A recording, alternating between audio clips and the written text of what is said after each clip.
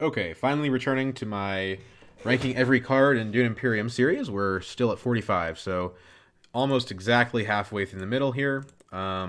We ended off at Sauerkraut Legion. I was talking about how I thought that card was amazing for Ilbon and pretty good for everybody else. Good for Lido, things like that. We're going to move on now to 44, which is Lisan Al Gaib, the one from the movie. Anyway, this one is interesting. It's a Bene Gesserit Fremen. It's the card in the cycle from Immortality that bridges Bene Gesserit and Fremen. We've had other Bene Gesserit Fremen cards before. Citra of Mother and Sayadina are the two other cards that have these tag combinations. But the thing about this card, even more than those cards, I think is really cool, is that it really is the bridge between the Fremen deck and the Bene Gesserit deck. And those usually are two different decks, and they're kind of siloed and doing their own thing. And this card kind of pays you off for both. So, like, that being said, it's not a huge payoff in the Fremen Bond section. But let's talk about it. So, on purchase, you get one spice. Early in the game, that can be pretty impactful. That could give you access to selective breeding that you didn't have. That could give you access to conspire that you didn't already have. And that one spice in the early game, I think, really ends up mattering a lot. Now, in the late game, it won't matter very much. It could get you a highliner that you didn't think you could get, but that's not very common. The access is good. It's just your classic Johnny, Stilgar, all these cards, right? They go to Arrakis. So, desert, city, Fremen. But the Bene Gesserit combo effect on this card is that it bumps you up with Fremen again. And if you went to Fremen with a Bene Gesserit card in play, it's a power play to Fremen. So very, very good for wresting control of the Fremen Alliance. And the reveal is not horrible. Now, it's not great either. It's weaker than like Fatikin Death Commando, but 2 extra daggers on top of your 1 Persuasion reveal card is not bad.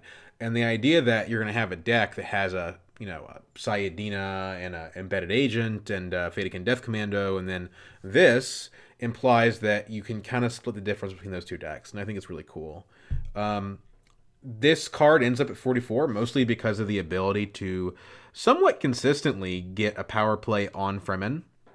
And you can even get that Fremen bump without being on Fremen. So you can go to Research Station and get the Fremen bump. You can go to Interstellar Shipping, get the Fremen bump, right? You could go to Interstellar Shipping and get the power play to the Fremen that way too, right? Ship down, get a faction bump, get the Fremen bump from the card. So yeah, I think that's what puts it ahead of these other cards, is that you have that potential to unlock new plays with the Spice acquisition, and then also it gives you power plays, and it's a really cool way of bridging decks together. It's kind of like Interstellar Conspiracy in that way, but I think this card is quite a bit better than Interstellar Conspiracy. Okay. 43, we have Guild Bankers. Usually you don't see a 3-cost card this high, but Guild Bankers is kind of a special one. So at worst, like let's put aside the fact that the bottom half of this card is fantastic. Like let's just talk about the access. No agent ability. And this might be the highest ranked. I keep saying this over and over again, but this might be the highest ranked agent action card up here, but that's because you're almost always going to reveal it. But even if you don't, like in the early game, in rounds 3 and 4, when you draw this, it still goes to 2 factions, right? Like Satellite Ban, I said it's not a great card, but it goes to 2 factions, so it can't be that bad. This card goes to 2 factions too, and it goes to Guild. And not only that, it has better access than Satellite Ban because it can also go to Landstrat. You can grab your Swordmaster with this card in a pinch. You can grab a Mentat with this card in a pinch. So even that would be ahead of Curve for a 3-cost card. You'd be like, wow, that's really good for a 3-cost card that can go to 2 factions. And also the Landstrat, which is, in my opinion, typically the best of the non-faction spaces. Even if you ignore all that, the ability to make Spice Must Flows cost 6 instead of 9 is very good. If you're getting a Spice Must Flow this round, it's 3 Persuasion. That's as much as Peter DeVries. If you're not getting a Spice Must Flow this round, then play it for its agent box and you'll be happy. But this card can get you 2 different spice flows in the same reveal phase without too much trouble, right? Getting to 12 persuasion is not that hard in some leaders, right? On your Ilbons, for example, or on, Armand or Helena in the right circumstances. Like, this card can be worth 2 points. It really can. So, usually 1 point in the margin because you could already afford one spiceless flow, but you get the point. I've had it get me multiple spiceless flows over the course of a game, and one of my most recently uploaded Armand games, this card got me multiple spiceless flows over the course of the game. And Armand can pick this up with his signet ring, right? So, very, very powerful card. It's not complicated. I don't feel like there's a whole lot to say about it. It is interesting that it doesn't provide any persuasion. So if you're not getting a spiceless flow, it's not going to help you get. It's not going to help you get high cost, high power cards that aren't named spiceless flow, which is not really a high power card. But again, in those situations, take it to full space, take it to highliner, take it to wealth, like, take it to swordmaster. Like, you're gonna have the ability to get something valuable out of this card no matter what, pretty much. So, very strong card. A 3-cost card would probably usually be better, but sometimes this is better than a 3-cost card. And you can even get 3 Spice Flows with this. It's hard, but not impossible if you combine it with Liet Kynes. Okay. 42. So I was talking about how good that 3-cost card is. Now we have another 3-cost card that I think is quite incredible. And earlier when we had the Bene Gesserit Initiate, and that was probably back in the 70s if I had to guess, I said that people would debate whether this card was better than Initiate, and I think it's clearly considerably better. You might, if you're trained on Magic the Gathering, you might look at this card and say, well, why would I want to discard a card to draw a card? Wouldn't drawing a card just be better? Because I get an extra card in my hand rather than ending up having to go down a card. And the answer is that rarely comes up. Almost always there's a worst card in your hand that you can throw out. And this has considerably better access.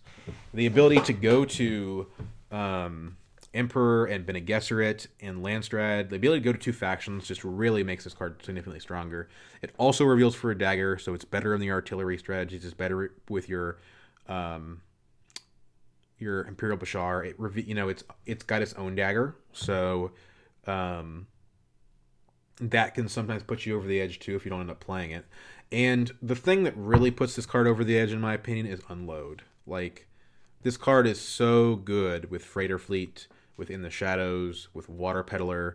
God forbid you have a Guild Accord, Esmar Tuek. It's just such a powerful combo card. It also has an Emperor tag. I don't think that comes up very often. Maybe it'll come up more in Bloodlines. But it is just a workhorse. Like, I'm always happy to have this card. It's a high priority for me when I'm Armand, and because this card draws you cards, and it's a Bene Gesserit card, it lets you filter to your Bene Gesserit combo. That's true for the Bene Gesserit Initiate as well, but this card gives you just so much freedom. It also lets you go to selective breeding, so it also sets you up that way as well. It's just a super, super good card. It's kind of sneaky. I think everyone sort of knows it's good. I just think that you could argue that Guild Bankers is better because Guild Bankers also goes to 2 faction.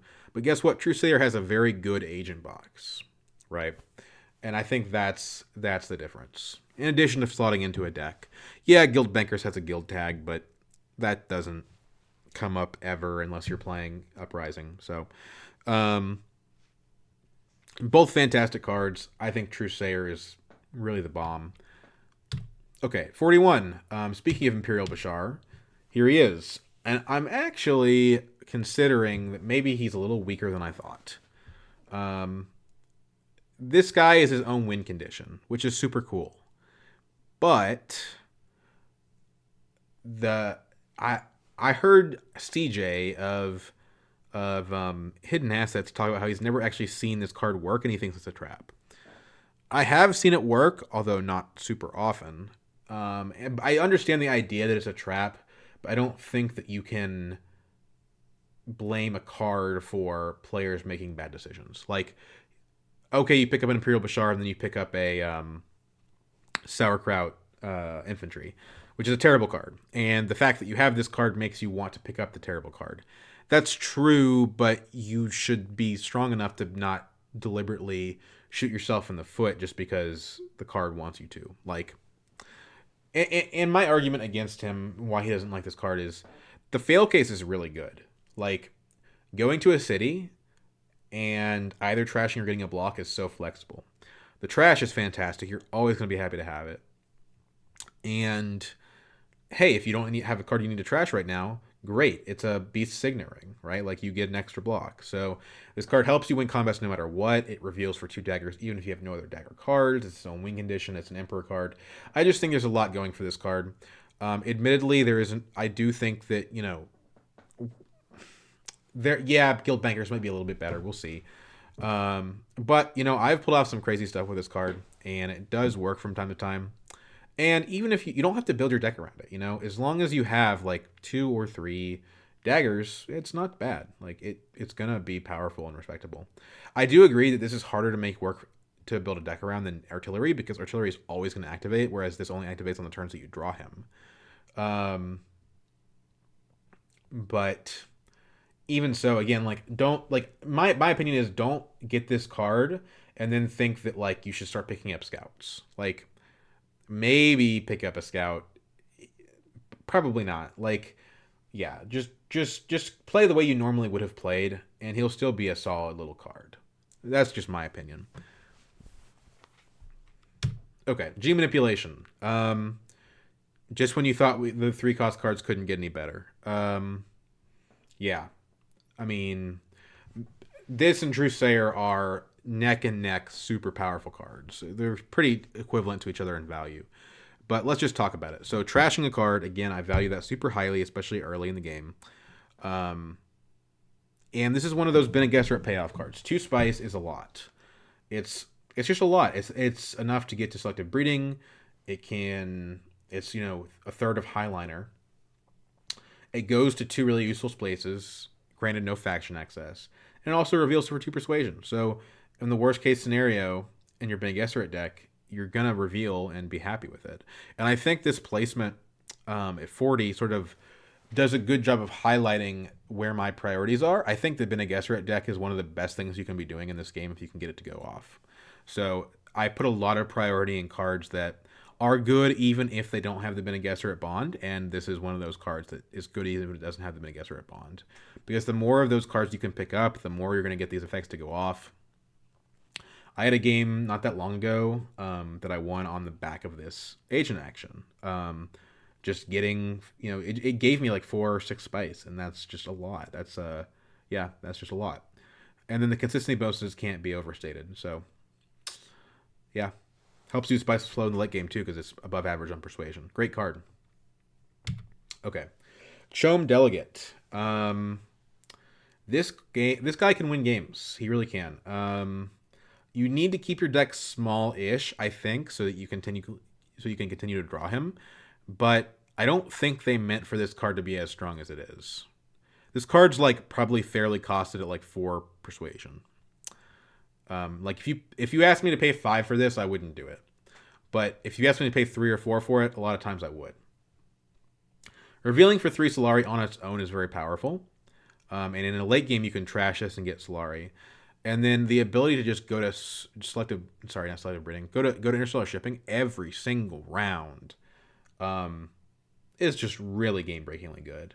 The game I just played, actually right before I recorded this video, there was a Helena who got this round 1. Instead of getting like a really powerful 3-cost card or 4-cost card, she used her ring for this, and it ended up winning her the game because she went to interstellar shipping just every single round.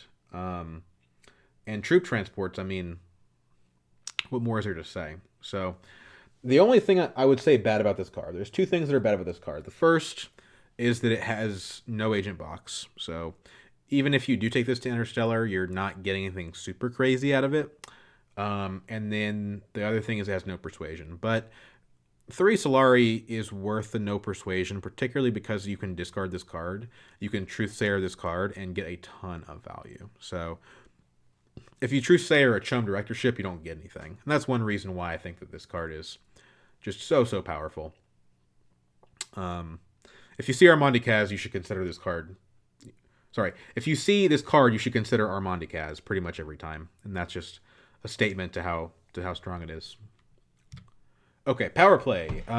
This is a classic. There's like three of these in the deck, and they've been around since the base game.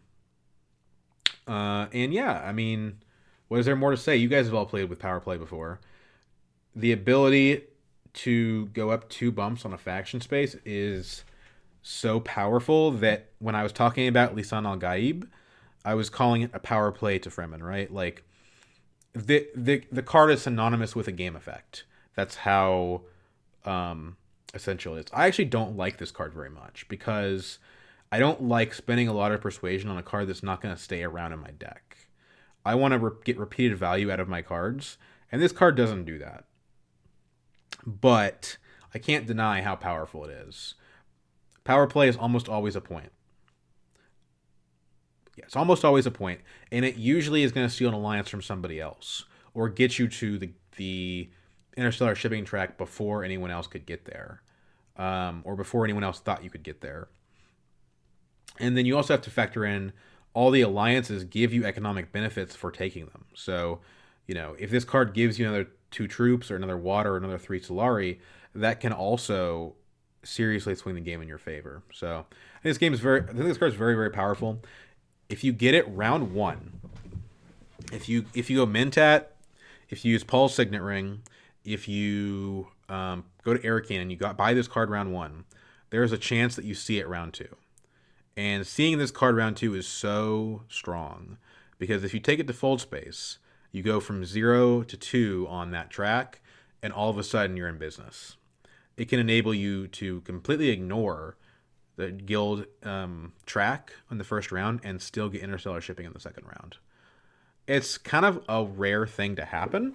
Like, it doesn't happen that often, but I've seen it happen at least twice now.